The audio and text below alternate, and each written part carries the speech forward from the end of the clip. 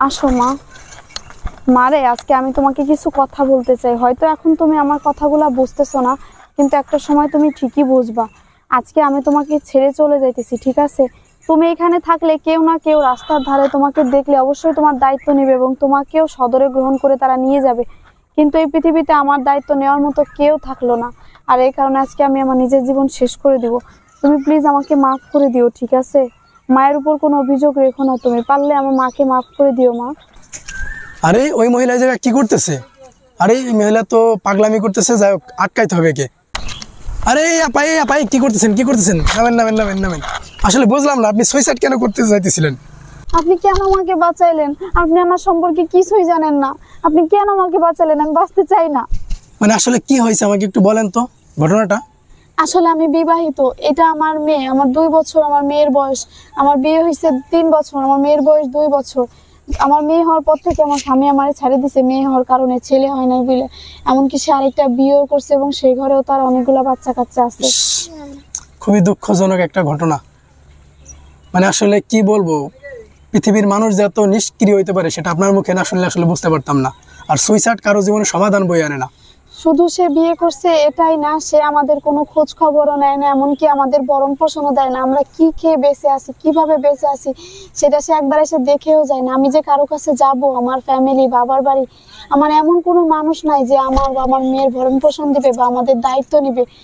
আমি আসলে পৃথিবীর কাছে হেরে গেছি। হাঁটতে হাঁটতে এক পর্যায়ে আমি আজকের এই ডিসিশনে এসে পৌঁছাইছি।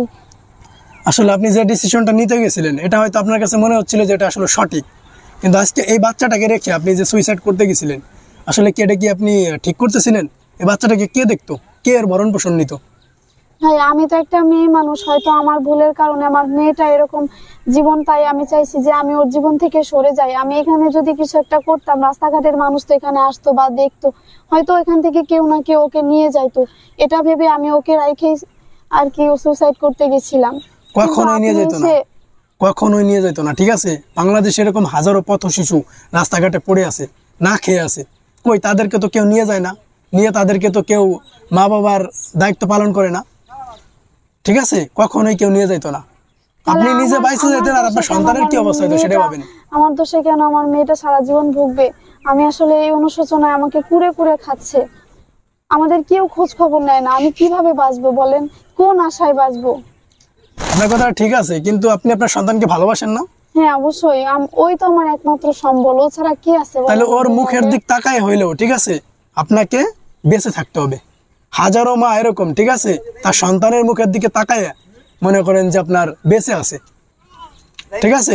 হাজারো মা তার সন্তানের দিকে তাকায় অনেক অত্যাচার সহ্য করতেছে, ঠিক আছে? আর আপনি তো মানে কি বলবো, স্বার্থপরের মতো আপনার সন্তানকে পৃথিবীতে ফেলে দিয়ে আপনি সুইসাইড করতে গেছিলেন। আসলে এটা কি আপনি কি ভালো করতেছিলেন?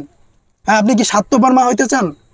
আসলে ভাইয়া, আপনি যেভাবে বোঝাইলেন, এভাবে আমাকে কেউ কখনো বোঝাই নাই, বা আমি নিজেও এভাবে কখনো বোঝার চেষ্টা করি নাই, যার কারণে আমি এই ভুলটা করতে গেছিলাম। আপনি সঠিক সময়ে এসে আমাকে বাঁচাইছেন, না হইলে জানি না আমার মেয়েটা এতিম হয়ে যাইতো। আপনাকে অসংখ্য ধন্যবাদ। যাই হোক, এমন ভুল আর কখনো করবেন না, ঠিক আছে? আচ্ছা, ঠিক আছে। আপনার সন্তানকে নিয়ে এখন বাসায় যান, আর ওই সন্তানের মুখটা দেখেই সারা জীবন বেঁচে থাকার চেষ্টা করবেন। এই সমাজে হাজারো মা তার সন্তানের মুখের দিকে তাকায় নিজের অত্যাচারী জীবন নিয়ে বেঁচে থাকে।